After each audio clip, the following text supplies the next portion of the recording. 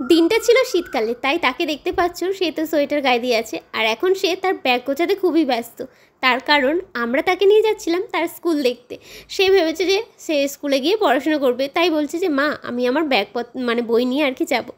তারপর সে তো খুবই খুশি, তাই একটু নেচে নিল। তারপর নিচে এসে গোপাল দাদাকে নমো করে তারপরে আমরা বেরিয়ে পড়ি। আর এইদিকে আমরা অপেক্ষা করছিলাম সৌরভের জন্য, তো ও রেডি হয়ে গেছে। তারপরে আমরা এদিকে বেরোনোর পথে মাম্মা তার বন্ধুদেরকে একটু দেখতে পেলো। তারপর সে আবার বলছিল জানো আমি না আজকে স্কুলে যাচ্ছি। তো তার তো কোনো আনন্দের ঠিকানা নেই। তারপরে আমরা বাইকে উঠে গেলাম। তো আমরা এখন রওনা দিয়ে দিয়েছি।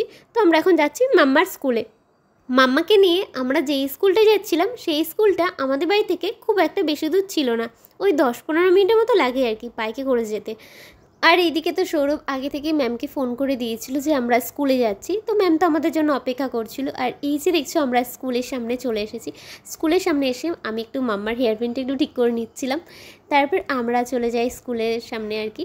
ওইখানে দেখি ম্যাম আমাদের জন্য দাঁড়িয়ে আছে। তো স্কুলের ভেতরে ঢুকতেই বাচ্চাদের যে দেখাশোনা করে সেই দিদিটা আবার মাম্মাকে ভেতরে নিয়ে চলে যায়।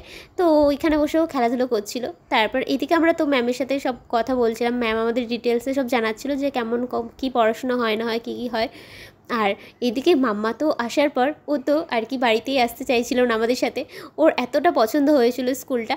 এই স্কুলটার বিষয়ে জানার পর আমাদের জন্য তো খুবই পছন্দ হয়েছিল। কিন্তু যেহেতু আমাদের বাড়ি থেকে উল্টো দিকটায় পড়ে, তো এইদিকে তো তেমন আর কি টোটোওয়ালারা আসতে চাইছিল না।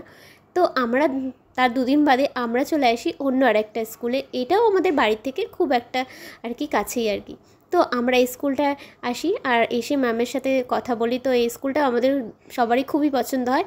তো পরে এই স্কুলটায় আমরা মাম্মাকে এই স্কুলটায় আর কি ভর্তি করিয়ে দিই। সেটা তোমরা আর কি পরের একটা পার্টে পেয়ে যাবে ভিডিওটা। তো স্কুলে এসে আর কি আমি ভিডিও করছিলাম। তো ম্যাম আর কি বলছিল যে ভিডিও করা অ্যালাউ নেই, তো আমি তাড়াতাড়ি আর কি বন্ধ করে দিয়েছিলাম।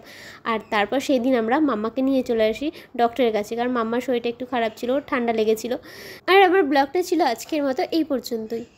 তো সবাইকে টাটা, দেখা হচ্ছে তোমাদের সাথে নেক্সট ব্লগে।